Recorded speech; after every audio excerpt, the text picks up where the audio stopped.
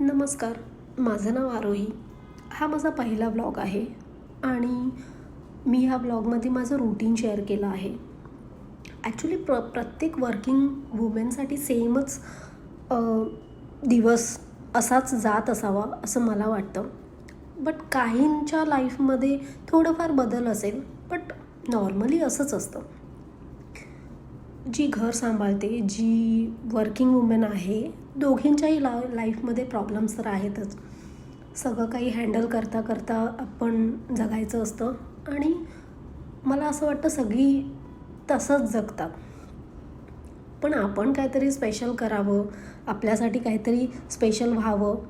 त्यामुळे मी स्वामींच्या मंदिरातसुद्धा जाऊन येते दरवेळेला. श्री स्वामी समर्थ.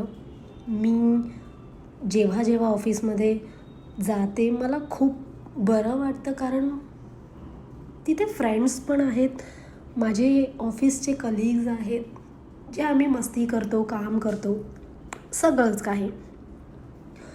कामामध्ये सुद्धा खूप चॅलेंजेस आहेत आणि काम कंप्लीट करून मग जेव्हा घरी जातो तेव्हा घरचे चॅलेंजेस येतात.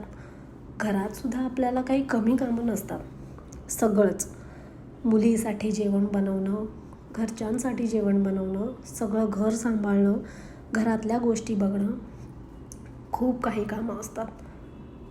आराम हा खूप कमीच मिळतो. बट तरीसुद्धा मला असं वाटतं वर्किंग वुमेनने पर्सनली स्वतःसाठी थोडा टाईम काढला पाहिजे. व्यायामासाठी म्हणा, योगासाठी म्हणा, स्वतःच्या हॅपीनेससाठी म्हणा, पण स्वतःसाठी टाईम काढा आणि थोडं स्वतःसाठी सुद्धा जगायला शिका.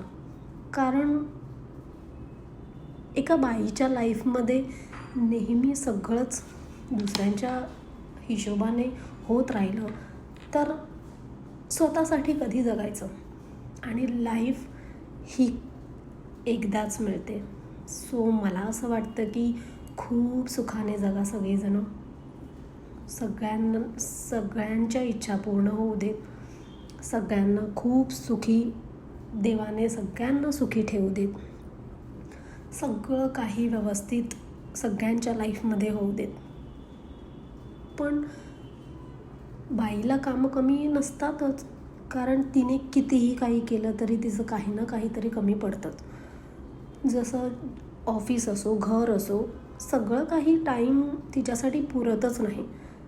सगळं काही आपण करायला गेलो तर ते नाहीच होत.